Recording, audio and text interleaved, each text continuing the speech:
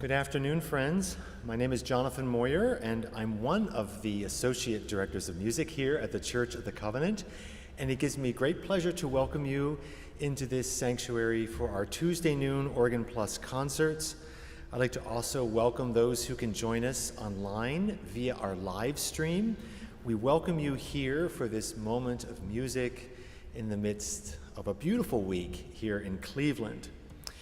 If this is your first time joining us, either online or here in person, and you would like to learn more about the Church of the Covenant, we encourage you to fill in a visitor survey. We have them on the lectern there in the narthex. If you just put your name and email address, we can inform you about events and concerts and services that take place here on a regular basis. Following today's concert, if you have just a few moments to gather in the narthex, we will enjoy a plate of freshly prepared baked goods by some of the volunteers here in the church, and we greatly thank them for their culinary contribution to this moment of sustenance, both musical and physical. Just a few words about the program today. I'm going to begin on the Newberry organ that resides in the back, playing a monumental prelude and fugue by Johann Sebastian Bach. And then I'll come to the front organ, and then on my way up here, I'll stop and just say a few things about the pieces that I'll be playing up here. But it's always a pleasure and a challenge to play the great works of Johann Sebastian Bach. Last week, if you were here for that concert, I played all music from the period preceding Bach. So that just this wealth of 16th and 17th century music that kind of leads towards, he's kind of the nucleus of our solar system in the organ world. All things kind of go to Bach and come from Bach. He was such a remarkable figure, both on so many levels. Not only did he write beautiful music, but he wrote music, especially for the organ, that no one had ever done before. And now we kind of take these things for granted, but you'll hear, passages played with the feet especially, that just no person on the planet could do. And he came up with this.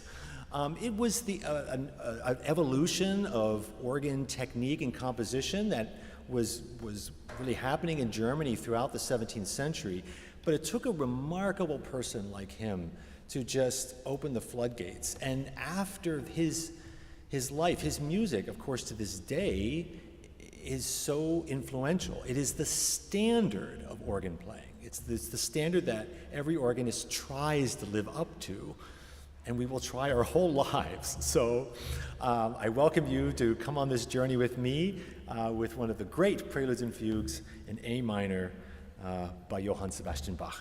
Thank you.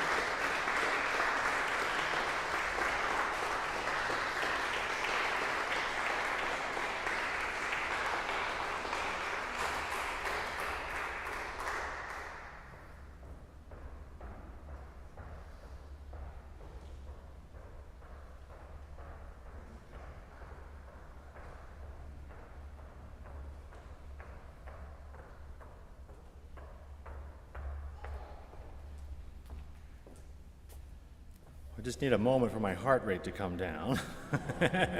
For all of us. Yeah, it's just amazing music. So now we turn to the front organ. And for those who are joining us online, and if you received our email yesterday and the program that was in it, I've actually altered the order of that program slightly. So those who are here in person, your program reflects the correct order. I'm going to begin with a piece from the 20th century written in the 1980s by a prolific American composer, Gunther Schuller. Was an amazing performer, composer. He was president of the New England Conservatory of Music for a number of years. If you look him up, his list of accomplishments is amazing.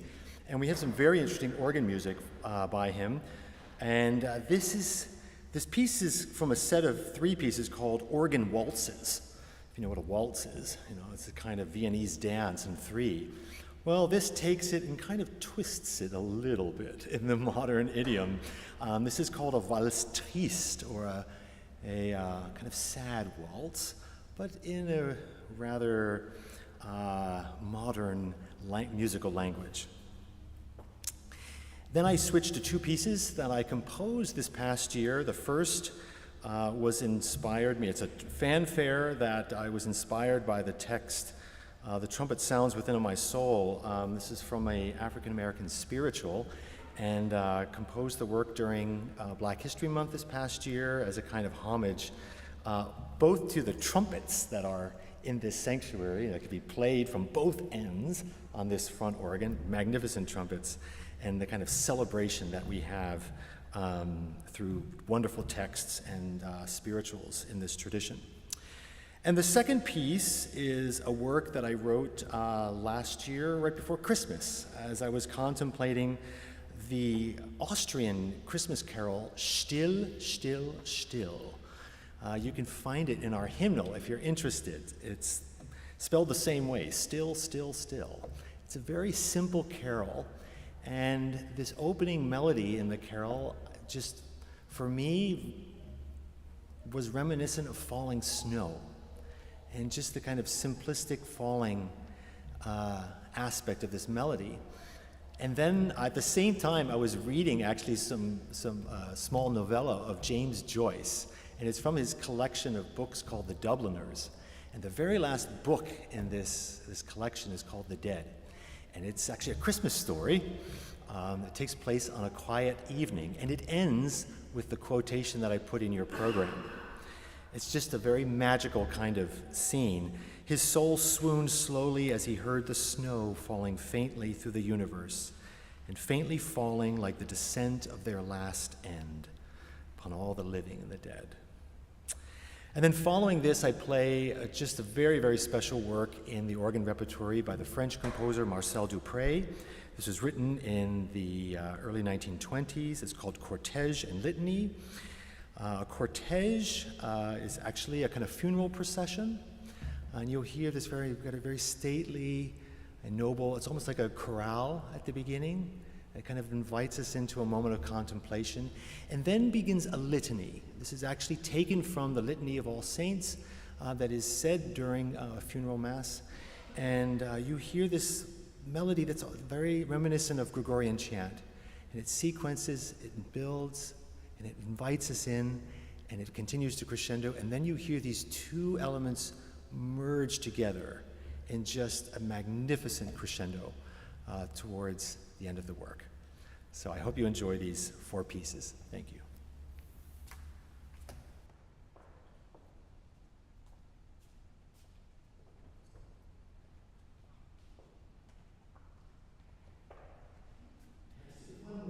About this opening piece, it's also special to me because it was written for and premiered by my organ teacher, Donald Sutherland, and it's dedicated to him. So whenever I play this piece, it's always in homage to the inspiration that he gave all of his students, and for us, especially to challenge us with new music and music that represents modern expressions. So, thank you, Donald.